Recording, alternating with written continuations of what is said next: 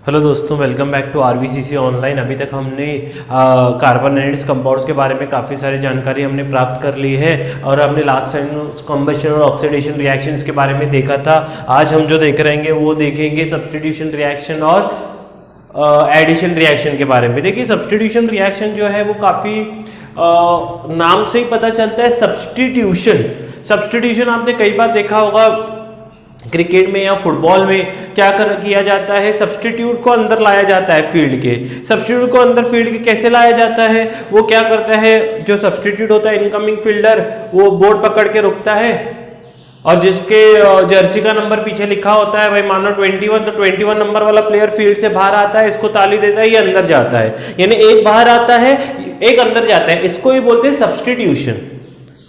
एक की जगह जब दूसरा लेता है उसको बोलते हैं सब्स्टिट्यूशन। और सब्स्टिट्यूशन रिएक्शन जो है इसी से ही रिलेटेड है। अभी सब्स्टिट्यूशन रिएक्शन का मतलब मैं आपको समझाता हूं। सब्स्टिट्यूशन रिएक्शन यानी एक एलिमेंट अंदर आएगा, दूसरा एलिमेंट उसकी जगह लेगा। तो काफी इजी है सब्स्टिट्यूशन रिएक्शन। देखिए, जैसे मान लीजिए कि कार्बन है,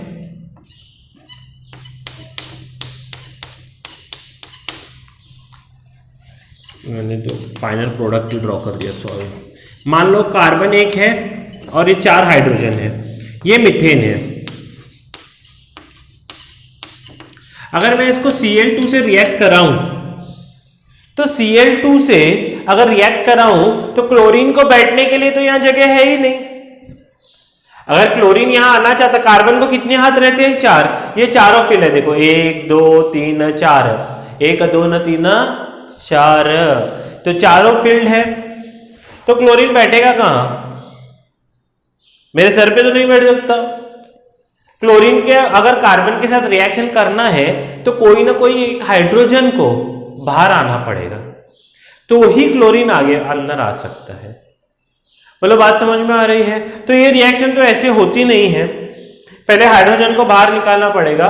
तो ये रिएक्शन होती है, ये कैसे निकलेंगे इसका मैकेनिज्म आपके पास आपको नहीं है, पर सनलाइट के प्रेजेंस में ये होता है। सनलाइट के प्रेजेंस में क्या होता है, ये हाइड्रोजन बाहर आ जाता है। ठीक है, तो हमारे पास क्या है, CHHH, ये तो है। यहां का 2 क्लोरीन है। क्लोरीन की भी वैलेंसी, Cl2 को मैं ऐसे लिखता हूं, Cl single bond Cl। Chlorine की भी वैलेंसी क्योंकि 1 होती है, तो इनमें से एक जो Cl होगा वो हाइड्रोजन के जगह पे आके बैठता है। पर एक Cl का हाथ ये वाला तो बच गया, तो ये जो हाइड्रोजन निकालता है वो इसके साथ बॉन्ड बना के HCl बनाता है। बोलो, बात समझ में आ रही है? तो this is substitution reaction. This substitution reaction when will it occur? ये कब होगा? सोचने जैसी बात है। जब कार्बन कोई एक्स्ट्रा हाइड्रोजन ले नहीं पाता है, कार्बन कोई एक्स्ट्रा क्या करता है, एलिमेंट ले नहीं पाता। जब when carbon is saturated completely filled, यानी सब्स्टिट्यूशन रिएक्शन, एक ऑब्जर्वेशन हमने क्या देखा कि ये सैचुरेटेड हाइड्रोकार्बन ही दिखाएंगे। Substitution reaction is seen by saturated hydrocarbons.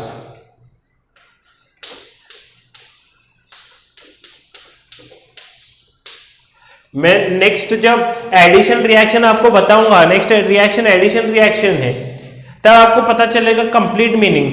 देखो, यहां पर क्लोरीन को आने के लिए जगह ही नहीं था। क्यों नहीं जगह थी? क्योंकि ऑलरेडी कार्बन क्या कर चुका था, ऑलरेडी ये उसके कंप्लीटली सब हाथ फील्ड थे। ठीक है, सब सिंगल बॉन्ड्स थे। तो this is substitution reaction. In substitution reaction what happens is, always whenever an hydrocarbon is completely filled with hydrogen or any other element, one of the hydrogen has to come out, then only the incoming element can take its place. It is known as substitution reaction. देखो, इसको compressed form में लिखना हो तो मैं ऐसे लिखूंगा, जैसे टेक्स्ट बुक में लिया है, CH4 plus Cl2, sunlight gives CH3Cl plus HCl। 3 hydrogen और एक क्लोरीन है ना। मान लो फिर से मैंने छोड़ा नहीं, ये मैंने लिया CH3Cl प्लस Cl2। देखो फिर से क्या होगा, इसमें से एक हाइड्रोजन कम होगा तो बचेगा क्या, CH2 और एक क्लोरीन अंदर आया तो Cl2 प्लस HCl। बोलो बात समझ में आ रही है। फिर CH2Cl2 को फिर से मैंने क्लोरीन के साथ, हर बार एक हाइड्रोजन बाहर निकलेगा, एक क्लोरीन बढ़ जाएगा। आप देख रहे हो इधर 3 हाइड्रोजन थे तो 2 हाइड्रोजन हो गए, क्लोरीन 2 हो गए, तो CHCl3 प्लस HCl। और फाइनली CHCl3 प्लस Cl2, तो और एक क्लोरीन अंदर आएगा तो CCl4 प्लस HCl। बोलो बात समझ में आ रही है। बार बार एक एक देखो, एक हाइड्रोजन 4 का 3 हो गया, फिर 3 का 2 हो गया, 2 का 1 हाइड्रोजन और 1 का 0 हाइड्रोजन। क्लोरीन पहले कितना था, 1 था, 1 के 2 क्लोरीन हो गए, 2 के 3 क्लोरीन हो गए, 3 के 4 क्लोरीन हो गए। बोलो बात समझ में आ रही है। So in substitution reaction, this is a reaction in which the hydrocarbon is saturated, the hydrocarbon is saturated, and if the hydrocarbon is saturated, one of the hydrogen it is replaced by the chlorine atom or any other atom। अगर मान लो मैं यही reaction ethane के साथ चालू करता, C2H6 plus Cl2, कितने hydrogen है, 6, तो एक हाइड्रोजन घटा तो C2H5Cl प्लस HCl, एक क्लोरीन इसकी जगह ले लेगा। फिर C2H5Cl है प्लस Cl2, तो फिर से एक क्लोरीन अंदर आएगा तो हाइड्रोजन और एक घटेगा, C2H4 हो जाएगा। इधर 5 हाइड्रोजन थे, 4 हो जाएंगे, Cl2 हो जाएगा और HCl। यही करना है। फिर C2H4 लूंगा मैं, इसका by product Cl2 plus Cl2, sunlight है ही। फिर से क्या होगा, 4 हाइड्रोजन थे तो अभी 3 हाइड्रोजन होंगे और क्लोरीन भी 3 प्लस HCl।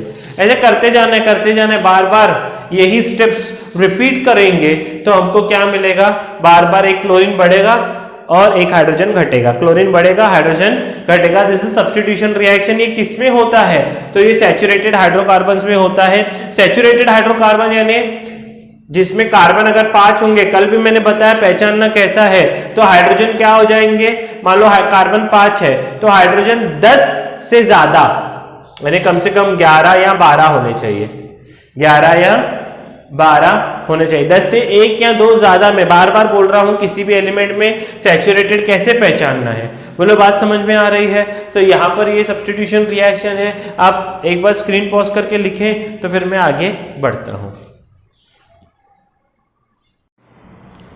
नेक्स्ट है देखिए एडिशन रिएक्शन। अभी मैंने आपको पहले बताया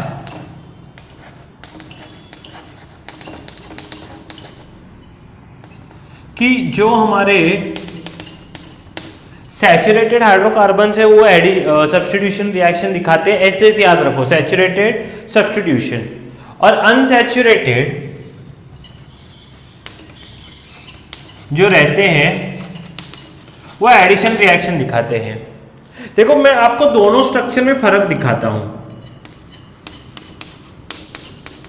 ये मेरा सैचुरेटेड हाइड्रोकार्बन था, इसको मैंने क्लोरीन ऐड किया, और ये मान लो मेरा अनसैचुरेटेड हाइड्रोकार्बन है। ध्यान से देखना, कंपैरेटिवली आपको समझ में आएगा,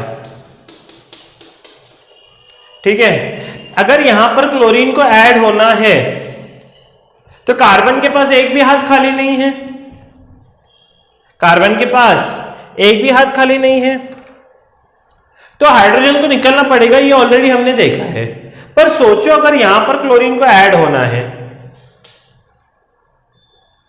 तो कार्बन क्या कर सकता है, बोलेगा अच्छा यहां डबल बॉन्ड है, हम एडजस्ट करके बैठे हैं इतनी देर तक, हम दोनों कार्बन क्या करेंगे, इतनी देर तक डबल बॉन्ड के साथ एडजस्ट कर रहे थे, इनका काम तो सिंगल बॉन्ड से भी हो सकता है। फिर वो क्या करेंगे, बीच में एक सिंगल बॉन्ड देंगे, हाइड्रोजन हाइड्रोजन हाइड्रोजन हाइड्रोजन, और ये जब एक बॉन्ड टूटेगा तो इसका एक हाथ खाली होगा, इसका एक खाली नीचे आ जाएगा। और ये दोनों जो क्लोरीन है, ये दोनों जो क्लोरीन है, ये क्या हो जाएगा, एक इस हाइड्रोकार्बन के पास जाएगा, एक इस कार्बन के पास जाएगा, तो बनेगा क्या, Cl। यहां पर हाइड्रोजन को निकालने की जरूरत पड़ी क्या, नहीं, यहां पर हाइड्रोजन को निकालने की जरूरत पड़ रही है।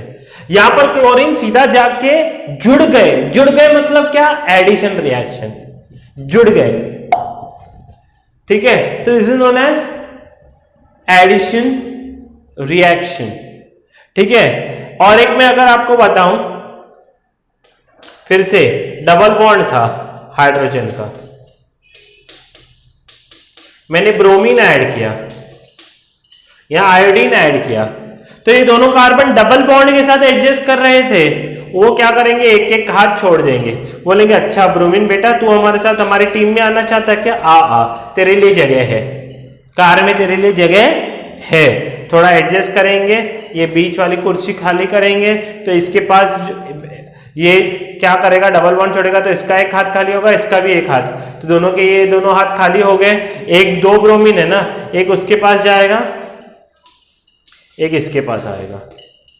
बोलो बात समझ में आ रही है। और ये देख भी सकते हैं ब्रोमीन क्या रहता है, ब्राउन कलर का रहता है, या आयोडीन लेवेंडर कलर का रहता है। अगर मान लो कि आप अनसैचुरेटेड घी वगैरह होते हैं वनस्पति, उसमें आयोडीन वगैरह डाल के अगर आप शेक करोगे, तो शेक करने से क्या हो जाएगा, उनका जो ब्राउन कलर है, वॉयलेट कलर है, वो डिसअपियर हो जाता है। इसका मतलब क्या है, ब्रोमीन यूज्ड अप हो गया है। ये एक्सपेरिमेंट और के भी ऊपर बताते हैं। मान लो अगर ट्रिपल बॉन्ड होगा, ट्रिपल बॉन्ड में क्या होता है, मान लो कार्बन कार्बन में ट्रिपल बॉन्ड है,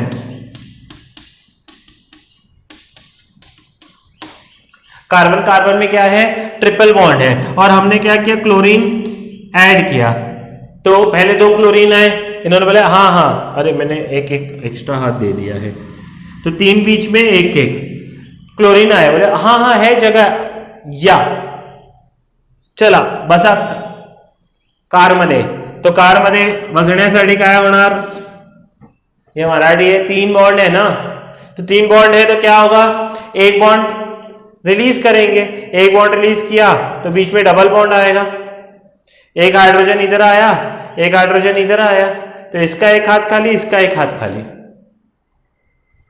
इसका एक खाली, इसका एक खाली, ठीक है। जैसे एक बॉन्ड टूटेगा, डबल बॉन्ड अभी भी है, ट्रिपल में से डबल हो गए, एक बॉन्ड टूटा तो इसका एक हाथ खाली, इसका एक हाथ खाली, तो एक क्लोरीन उसके पास जाएगा, एक क्लोरीन उसके पास, तो ये करके देखा, ये यू, ठीक है। अच्छा अभी भी देखो दो है, ये देखो ये सैचुरेटेड आगे कर लिया, और अभी मैं ब्रोमीन ऐड करूंगा तो ब्रोमीन ऐड नहीं हो सकता, सब्स्टिट्यूट हो सकता है हाइड्रोजन के साथ। पर यहां पर अगर मैं फिर से, क्योंकि यहां ये क्या हो गया, कार्बन कार्बन में सिंगल बॉन्ड आ गया, यानी कंप्लीटली फिल्ड हो गया, कार्बन कार्बन में सिंगल बॉन्ड है ना, पर यहां कार्बन कार्बन में डबल बॉन्ड है, तो अभी भी वो क्लोरीन ले सकता है। फिर से मैं Cl2 लगाऊंगा तो ये बॉन्ड डबल बॉन्ड टूट जाएगा, तो बचेगा क्या अंदर,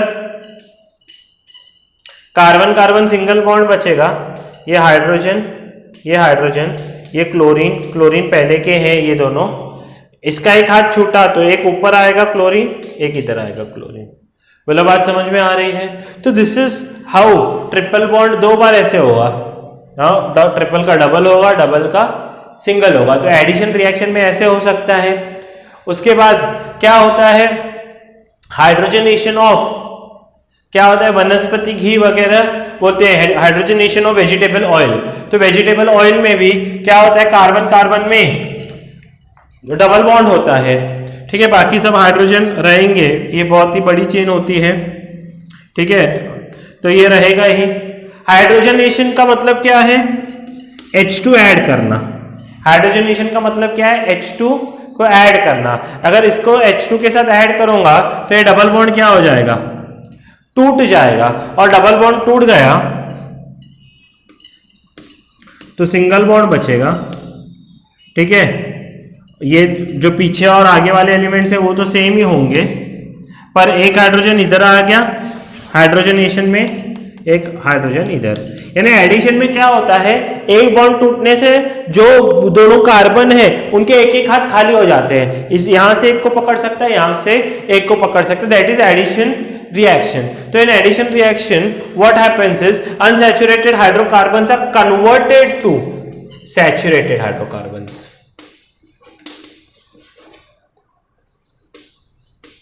And this is again a distinguishing feature. Unsaturated hydrocarbons undergo addition reaction. Unsaturated होंगे तो addition और saturated होंगे तो substitution. Saturated hydrocarbons होंगे तो वो substitution reaction दिखाते हैं. ये आपको बात समझनी होगी. और मैंने आपको बोला है कि अगर मैं आपके सामने ये स्क्रीन को रिवर्स करके आप थोड़े से सब एग्जाम्पल्स लिख लीजिए. मैं लास्ट बार बताता हूं, इसके बाद तो यानी ये पॉइंट ही एंड हो जाएगा. नेक्स्ट पॉइंट की तरफ बढ़ेंगे. अगर मैं आपके सामने C7H14 रखूं, C7H15 रखूं, C7H13 रखूं, C9H11 रखूं, 19 रखूं, C10H20 रखूं, C5H9 रखूं, तो इसमें से सैचुरेटेड कौन है? देखो ये 7 है और 14 है, तो सैचुरेटेड हुआ कि अनसैचुरेटेड? अनसैचुरेटेड. तो कौन सी रिएक्शन करेगा ये? एडिशन. अगर डबल से ज्यादा हो तो सैचुरेटेड. अभी ये 7 कार्बन है, तो 7 और ये कितने हैं हाइड्रोजन? 7 का डबल 14, 14 से भी ज्यादा है ना, तो सैचुरेटेड. कौन सा रिएक्शन होगा? सब्स्टिट्यूशन. 7 का डबल 14, 14 से कम है तो अनसैचुरेटेड एडिशन. 9 का 18 19 हो गया है तो सैचुरेटेड सब्स्टिट्यूशन. 10 का 20 और 10 का 20, 10 का 20 सिर्फ डबल हुआ है. सिर्फ डबल होने से काम नहीं चलता, डबल से भी ज्यादा चाहिए.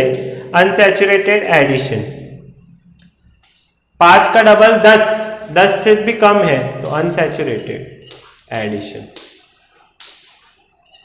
ठीक है. तो एडिशन रिएक्शन में क्या होता है? अनसैचुरेटेड हाइड्रोकार्बन्स होते हैं और अनसैचुरेटेड हाइड्रोकार्बन्स जो है वो एडिशन रिएक्शन दिखाते हैं और सैचुरेटेड हाइड्रोकार्बन्स जो है सब्स्टिट्यूशन रिएक्शन दिखाते हैं. तो ये बहुत ही दोनों रिएक्शंस इंपॉर्टेंट है.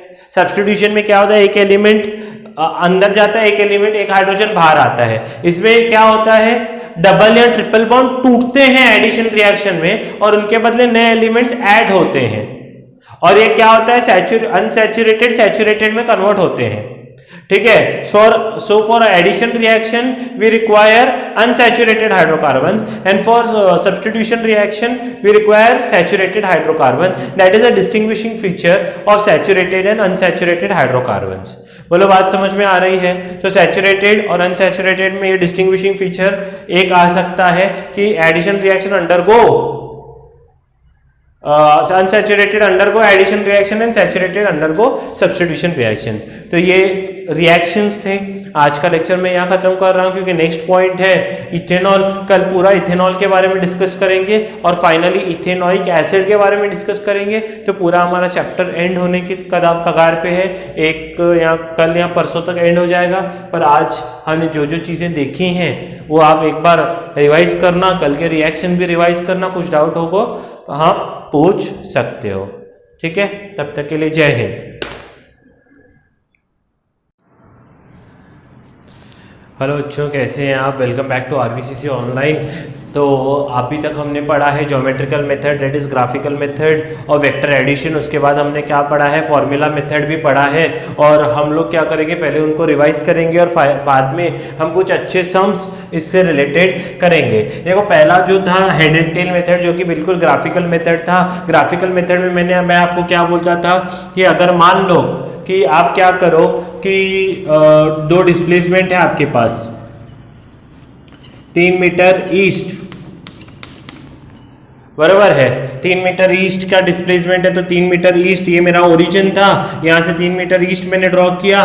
फिर मेरे को बोला गया कि फिर आप गए हो 4 मीटर नॉर्थ. तो मैंने बोला ठीक है 4 मीटर नॉर्थ है तो 4 मीटर नॉर्थ यहाँ से मैं ऐसे ड्रॉ करता हूँ 4 मीटर नॉर्थ. तो फाइनल डिस्प्लेसमेंट कितना हो गया? फाइनल डिस्प्लेसमेंट अगर आप ध्यान से देखोगे तो फाइनल डिस्प्लेसमेंट ये 90 डिग्री है, तो यहाँ से यहाँ तक क्या करूंगा, हेड एंड टेल मेथड क्या बोलता है, आप क्या करो, इनिशियल पॉइंट और फाइनल पॉइंट को ज्वाइन कर दो। इनिशियल पॉइंट और फाइनल पॉइंट को ज्वाइन करने से ये मेरा होगा हेड एंड टेल मेथड, यही फाइनल डिस्प्लेसमेंट होगा 3 का स्क्वायर और 4 का स्क्वायर। तो 3 का स्क्वायर प्लस 4 का स्क्वायर रूट अगर मैं करूंगा तो ये होगा 9 और 16, 16 और 25, 25 और 5। और कौन सी डायरेक्शन होगी? नॉर्थ और ईस्ट के बीच में, नॉर्थ और ईस्ट के बीच में। वो परफेक्ट कितनी होगी वो हम अभी नहीं निकाल रहे हैं, वो हम धीरे धीरे करके बाद में निकालेंगे। डायरेक्शन पे मैं आपको बताऊंगा, पर अभी हमको देखते समय तो जियोमेट्रिकल मेथड में हमको ये समझ में आता है। ये हेड एंड टेल मेथड था। उसके बाद मैंने आपको बताया कि यही head and tail method triangle law होता है या यही पैरेललोग्राम लॉ होता है। पैरेललोग्राम लॉ वेक्टर एडिशन में हमने क्या किया था, मान लो दो वेक्टर्स है ए जिसकी लेंथ है ए और दूसरा वेक्टर है बी, इसकी लेंथ है बी और ये डायरेक्शन है, तो आपको क्या करना है, ये पैरेललोग्राम कंप्लीट करना है। पैरेललोग्राम अगर आप जैसे ही कंप्लीट करते हो तो यहां से जो डायगोनल है कॉमन, ये जो डायगोनल है यही हमारा रिजल्टेंट रहता है, यही हमारा रिजल्टेंट। जिन बच्चों ने लास्ट लेक्चर नहीं अटेंड किया था वो लास्ट लेक्चर प्लीज देखिए फिर यहां पर आए। तो यही जो ए रिजल्टेंट है इसको ही मैंने क्या किया था, ये इसका जो लेंथ है वो होगा मैग्नीट्यूड किसका, ए और बी का, और इसका जो डायरेक्शन है अल्फा, बरोबर है, इसका जो डायरेक्शन है अल्फा, ये क्या हो जाएगा, यानी एंगल है अल्फा, वो इसका डायरेक्शन बताएगा। तो आर जो इसका मैग्नीट्यूड है वो कैसे निकालते हैं हम लोग, ये निकालते हैं magnitude of R it is equal to P square plus Q square plus 2pq cos theta.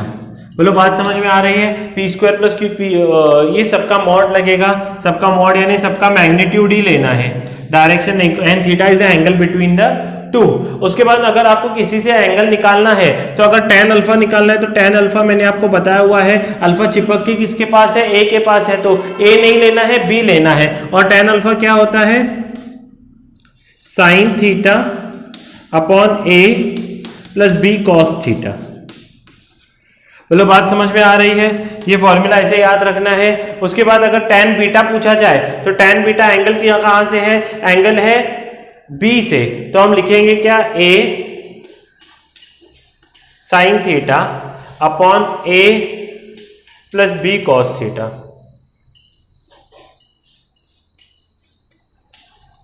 बोलो बात समझ में आ रही है? तो ये tan बीटा है और ये tan अल्फा है। ये फॉर्मूला है जो हमने कल देखे थे, तो ये थोड़ा सा मैंने रिवाइज कराया। अभी धीरे धीरे हम क्वेश्चंस की तरफ बढ़ते हैं और क्वेश्चन सॉल्व करने की कोशिश करते हैं इन दोनों फॉर्मूला से।